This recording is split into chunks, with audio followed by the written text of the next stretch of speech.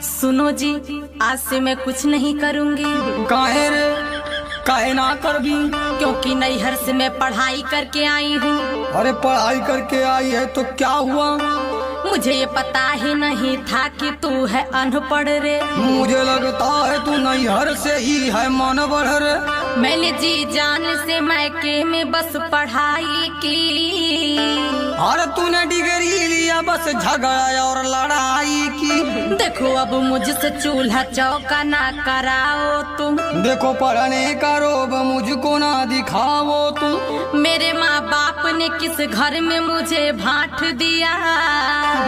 मेरा घर तूने 2 हिस्सों में आके बांट दिया। तुम्हें इस बात का प्रमाण दिखाना होगा। तुम्हें कुछ दिन में ये गोबर भी उठाना होगा। तू है अनपढ़ गवार, तू गोबर उठा जाके।